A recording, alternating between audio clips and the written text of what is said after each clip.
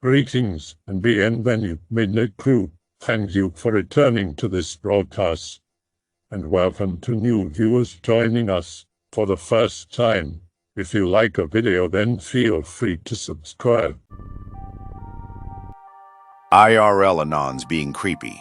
Be me 2 years ago. Went to drop some things off at a friend's. It was around midnight and I was only there for about 15 minutes. Come back out. Find a note on the windshield that says, "Nice hair." The handwriting looks sketchy. I never went back. In this thread, Times Anon gave you the spoops. A year ago. I was 16 years old at the time. Tall, skinny, generally unimposing young man. I filled out later. My family had entered a routine. Dad got up first, sat with the dog in the living room where she had slept on the couch, then went to work. Then Mom got up. Then I got up. She went to work and I went to school at the same time.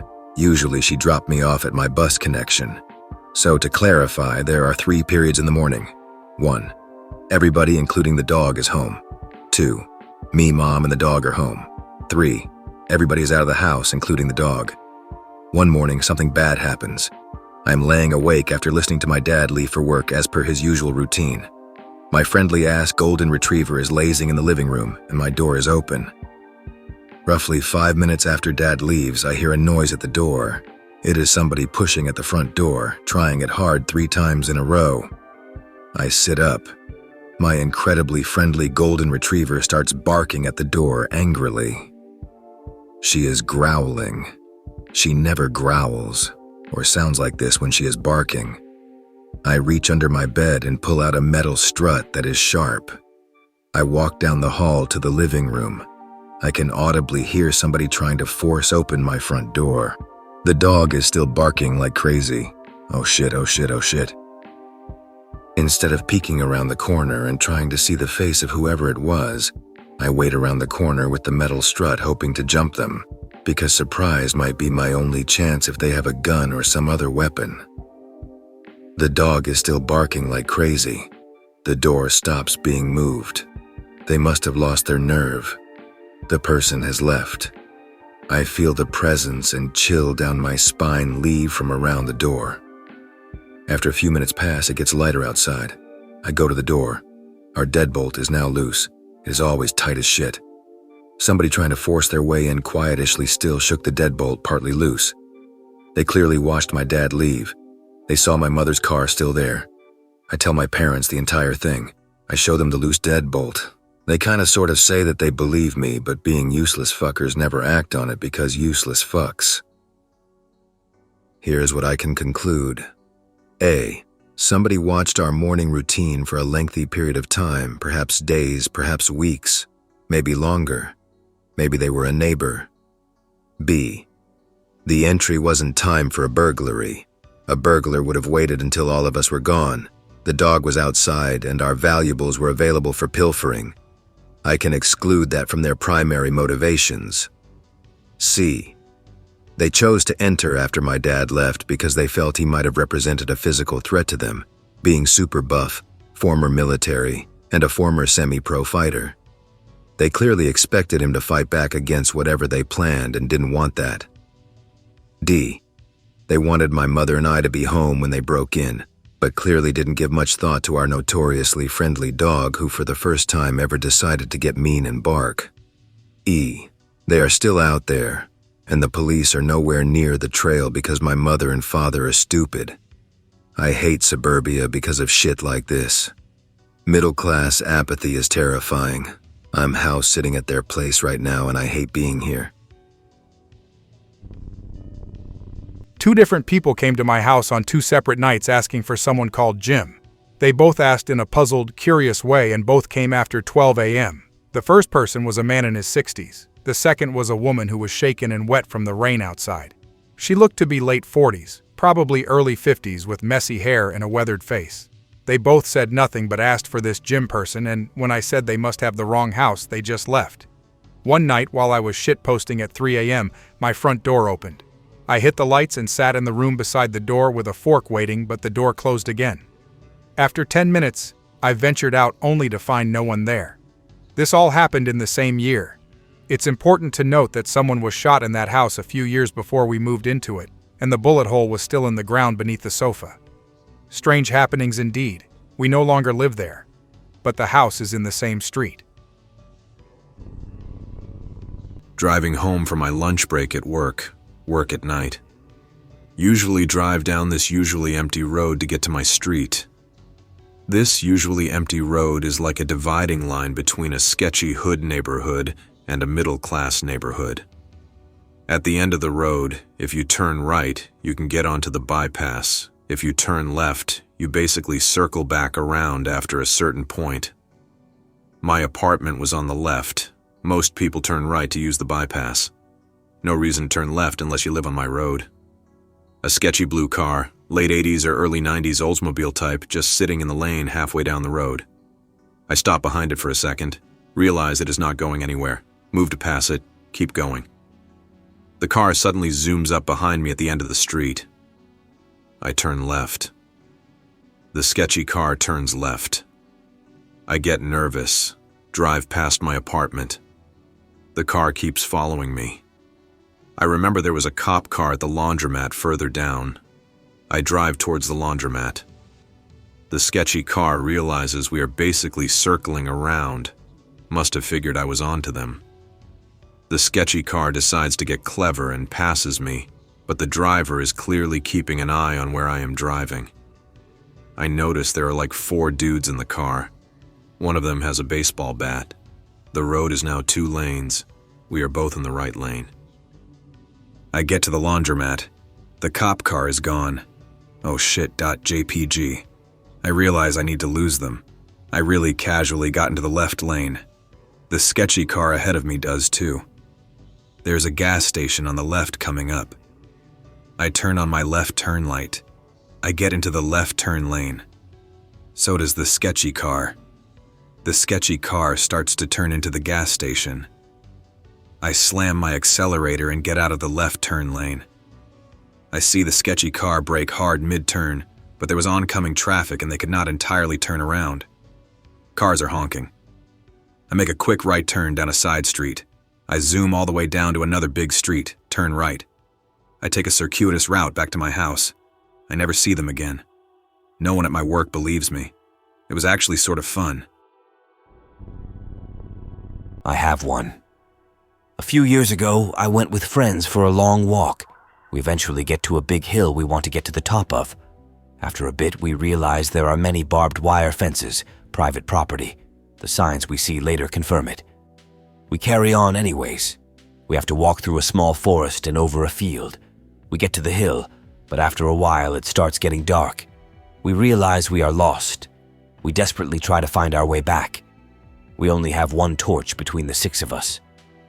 As me and a friend follow what we think was a path, we see a torch shining amongst some trees. We are in the middle of nowhere, mind you, a good mile or so from the nearest road. The light keeps moving. The person is clearly walking. We shout out, "Hey!" and "Can you help us?" The light goes off after a minute. We never see it again. Apparently, that person just walked through a dense wood in total darkness. Not super spooky, but weird. Nothing spooky really happens to me, but my girlfriend has a shit ton of freaky shit happening throughout her life. This one's my favorite she's told me about. She was around 13 years old. I lived in a small town, so not shit to do except hang around in the woods and stuff. Hanging around this abandoned house she usually does sometimes with her friends that were brother and sister. They figured junkies crash there or hang about and use there. One day they are wandering about as usual. She finds a Bible on a table. It was old and dusty and it was closed. She goes to reach for it and it starts flipping pages like crazy. It lands on a particular verse that freaked her out. She could not remember what it was. And she slams the Bible shut. She turns around to face her friends and says, "Let's get out of here." They book it out of there. She distinctly remembers them being in a straight line heading directly towards the fence. It is the only way out of the property. Everything else leads into woods. She turns around. They are gone. She remembers talking to them literally 2 seconds before she turned around. She stands there confused, trying to figure out what to do. A second later, the boy comes flying out of the woods yelling, "He is trying to kill me," over and over. She runs to grab him and sees no one following him at all. She thinks he just got freaked out and lost his way. She realizes the kid has a huge gash on his head.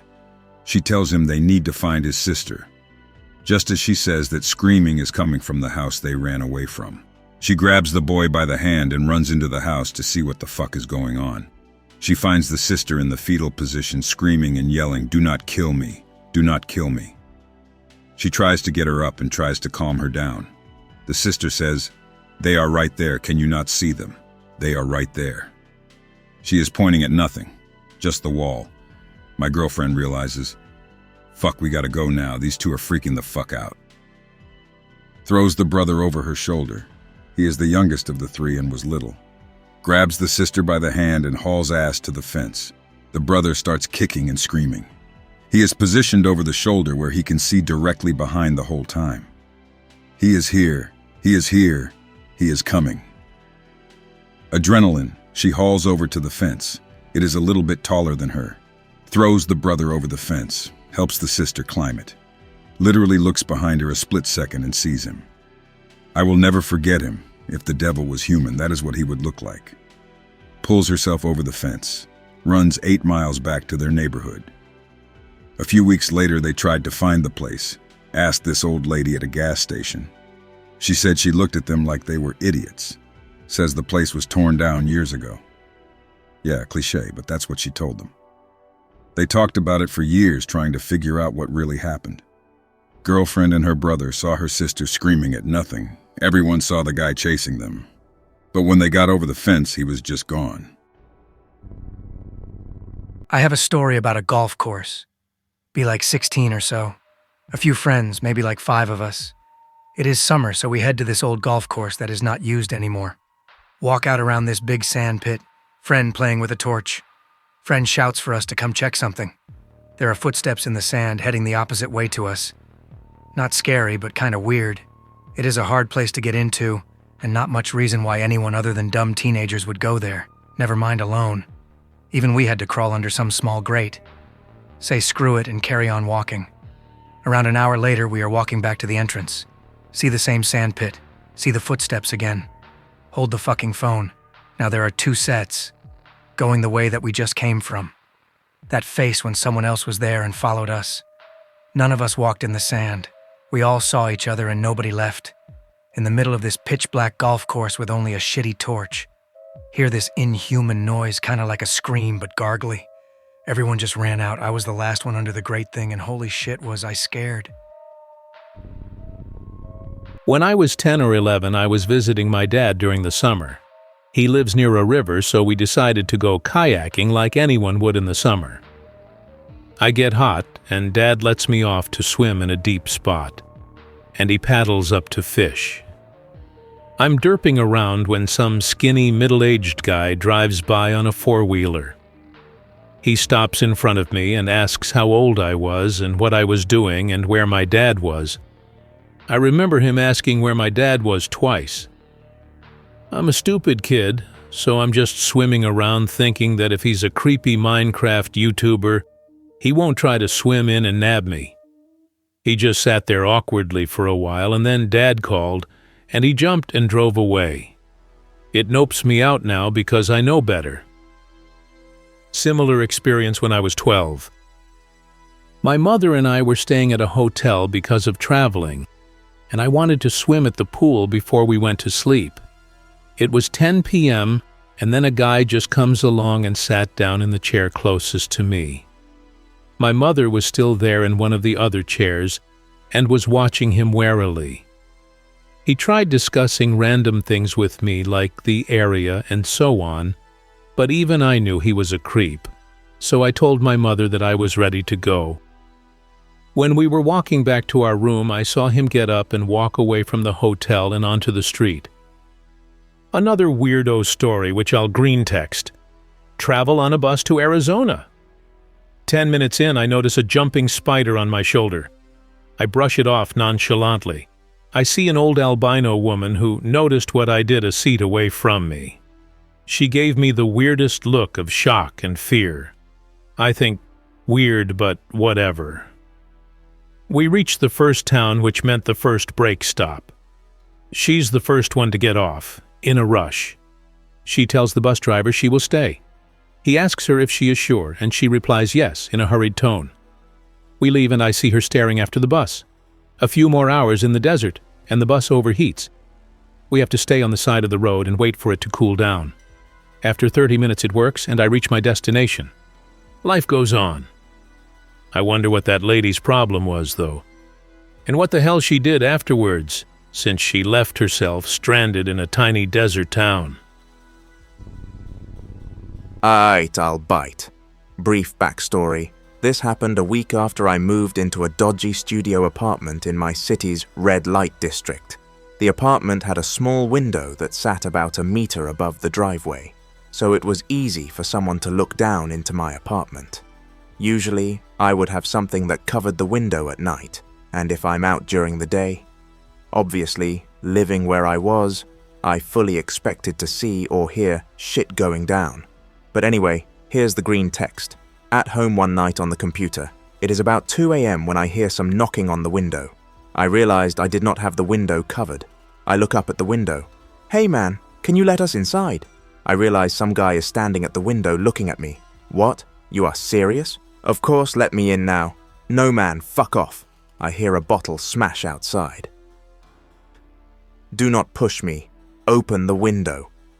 I go to the kitchenette, grab a knife, my mobile. Going to call the cops if you do not fuck off. I hear him kick the security screen on the outside of the window, before silence.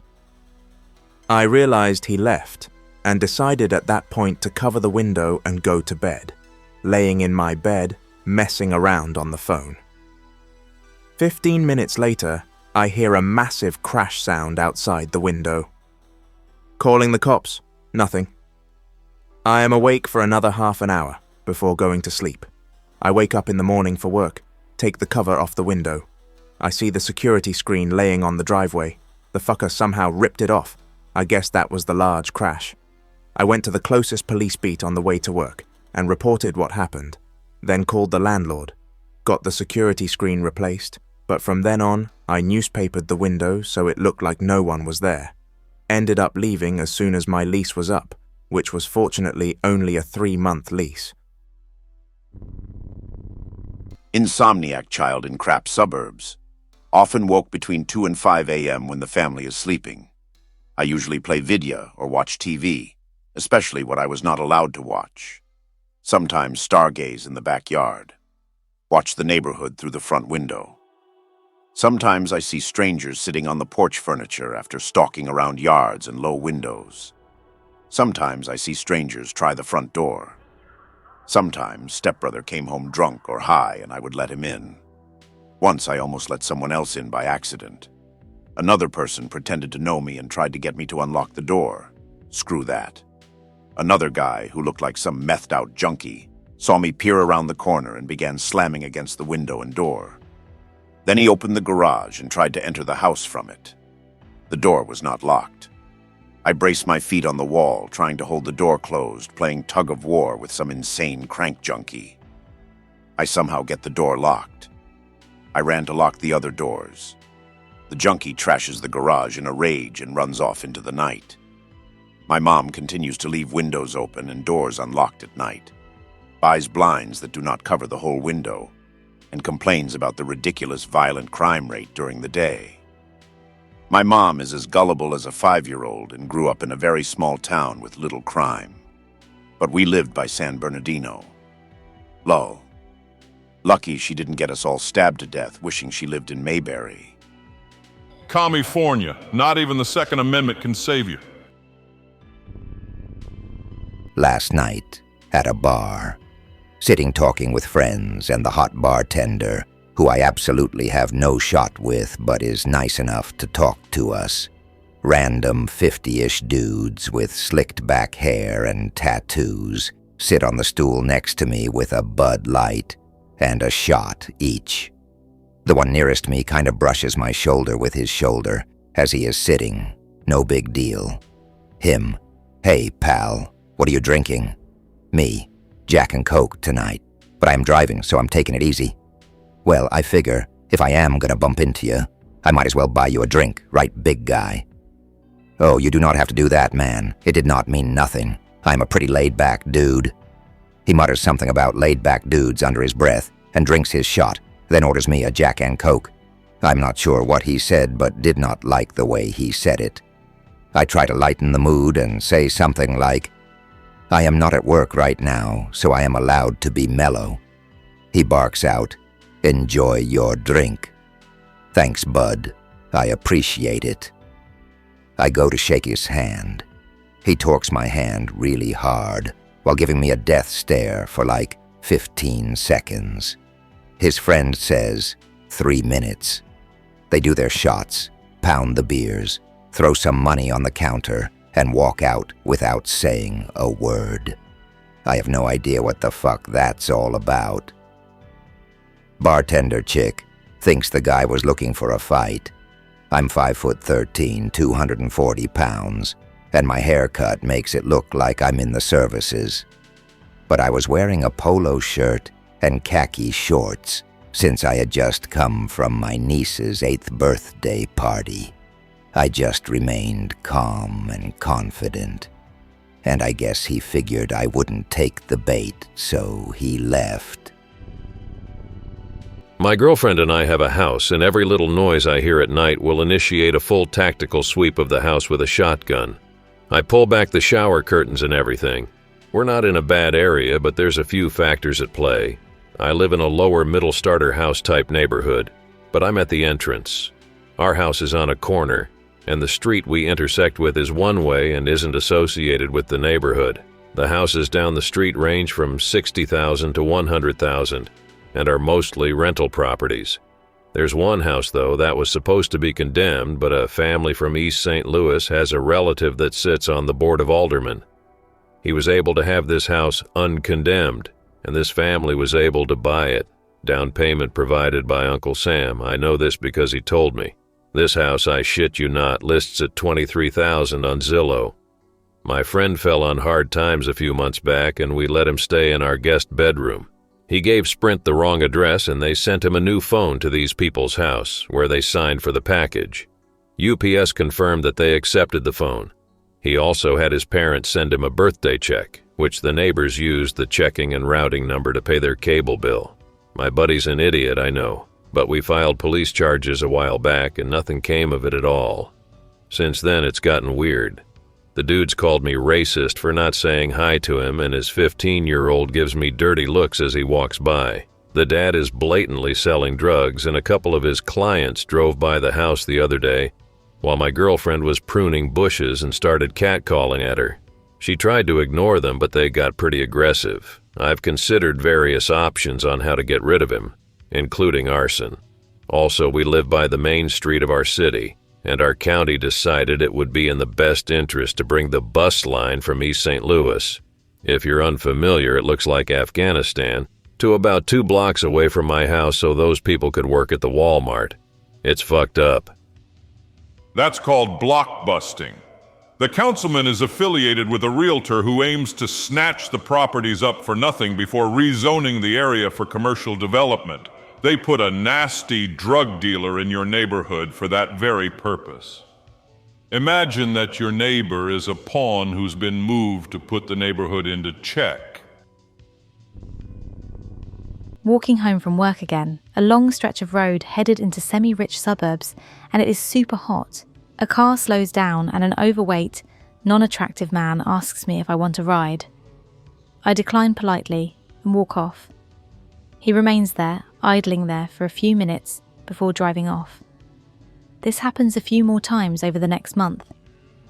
One day there is a super scorcher, and Anon shows up, asks me if I want a ride. I say what the hell, why not, and foolishly step in. Anon goes on about his ex-wife, lost job, and being now forever alone.jpg. I remain silent, not sure what to say. He asks me if I'm single and if I need money for some reason. I tell him I have a boyfriend who does UFC-like fighting. Anon says that I could go home with him tonight, and he would make me feel pretty. Oh shit, WTF.jpg. I think I'm about to be kidnapped, then murdered. I keep a poker face and ask him to pull over because I could walk the rest of the way. He slowly does, and as I'm getting out, he reaches underneath his seat and says, "You do not have to leave, Regina." I nope the fuck out. In hindsight, pretty sure I made out before shit hit the fan. Also, guessing Regina might have been his ex-wife's name? Living with some friends for the summer, they are in the kitchen making some shitty eggs or whatever. I go into the spare room to grab a water bottle. Now is my chance. I crawl up the basement steps with as jittery of movement as possible. The stairwell is dark. They cannot see me very well. Just enough for them to nope out of there. Another time. Everybody is hanging out outside with a bonfire. It is pitch black inside. This is my chance. JPG. I go over to the door, throw it open, then retreat further inside. I go into the living room, the creepiest room of the house, and crouch down by the window. The only living room lights are 2 lamps. I unplug both. Somebody enters to go to the bathroom, passes through the living room, tries to turn on a light, but it does not work. They eventually notice me and say, "That you, Anon?" I snap my head up, mouth hanging open, and start shuddering all over. They go back outside, their bladder having emptied. One day, I run upstairs. I run right up to the mother of the family and stop. I stare at her with a completely neutral expression for 3 minutes. I suddenly ask, "Do you think anybody else really cares about you?" I walk away. I got kicked out though. A kid comes up to the house and asks if she and her friends can clean my carpet. I say no to her, and that I am on my way out because that is a random and weird idea. She asks again, saying that it is going to be super quick and that she needs to do it for a badge. Okay, fine. I call my girlfriend down and let her know some kid is going to clean our carpet, and she goes what the fuck as well. The girl goes off to presumably get her friends and equipment. A minute later, some burly gypsy dude shows up at the door saying he is the cleaner. Really sketchy, sending a kid as your messenger. I begrudgingly let him in not to be rude. My girlfriend opens the windows in case. The gypsy guy proceeds to try to sell us a vacuum. He is still here after an hour of trying to sell us the fucking vacuum, wetting the shit out of our carpet, claiming he is shampooing it. After an hour, he calls someone and says, "They are ready." Okay, what the fuck, get the fuck out. JPG. The doorbell rings instantly, and another gypsy guy just lets himself in. We are trapped and sketched out. These two are really pushing their vacuum on us. We somehow end up buying the vacuum to get them the fuck out, and promptly get a refund an hour later. Pro tip: if you want to sell vacuums, don't be a fucking creep about it by tricking people into letting you in.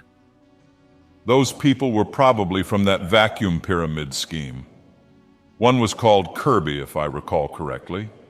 Basically, some smooth talker swindled them into buying into the company and working for them. Never, ever, ever get involved with one of those. They'll sell you a case of whatever product it is. Say you buy $300 worth of energy drinks they say you'll make a profit off, and you never sell it. Now you have to find some other idiot to cover your loss and buy into the company under you. If they actually do try to sell the product, they're really fucking pushy, as they train them to be. Salesmen prey on good manners. Just shut the door if you were stupid enough to open it. Pro tip: don't. Thieves pose as door-to-door salesmen, either to see if your house is empty or forcefully enter and kidnap you. Get a loud dog or a recording of one and a gun if you're blessed enough to be American.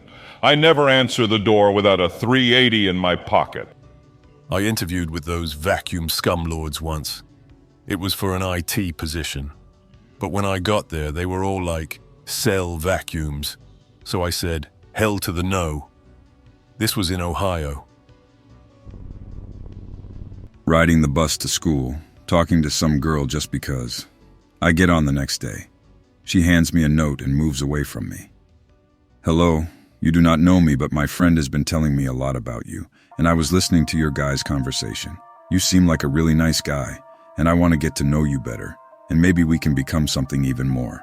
Anyways, here is my phone number." I look up at the girl and she nods at some dude sitting across from her. Long, greasy hair, clothes that are 2 sizes too small, a trench coat, fingerless gloves. He smiles and waves. I am not interested at all. I decide that the proper thing an adult would do in this situation would be to tell him that I am not interested. I do so. Oh, okay. The next day on the bus, I'm handed another note. Hey, I'm sorry about yesterday. I think we just got off on the wrong foot. I really would like to get to know you better, so here's my number again. I throw the note in the trash as I leave the bus. I refuse to accept any more notes that strangers try to hand me on the bus. The last time I saw him, he sat behind me, and when I went to get up, I could feel something tug on my hair. To this day, I am convinced that out there is some neckbeard carrying a book with a lock of my hair taped to the inside. Be around 18. Live in the sticks. Bored, so a couple of friends get together to go stomp around in the woods. We bring a few guns. We go to an area that is rolling prairies, covered in cedar trees. We come across a broken down school bus in the middle of nowhere. My buddy is about to start filling it with holes. I notice curtains on all of the windows. It has no tires, is beat to shit. No sign of any human activity around it, but the curtains seem to be in decent shape. We are debating whether we should fill it full of holes or not, and some toothless old bum guy comes tottering out. We ask him what the hell he is doing in the middle of nowhere, living in a bus. He starts telling us that he has a quick tongue and we should give it a try. We are not sure if he is a perv or just a crazy guy. He keeps coming towards us saying, "I got a quick tongue for you boys, come give it a try." We had to draw our guns on him and threaten him to get him to stop. We finally got him back into his bus. We opened fire and shot it full of holes and then ran. Just kidding, we did not shoot up the bus. We just got the hell out of there. Got a quick tongue became an inside joke for us for several years. I hope that you enjoyed tonight's broadcast. If you enjoyed tonight's story, then please subscribe to the channel as more Greentext will appear daily. A new broadcast will appear when the clock strikes midnight Central Time.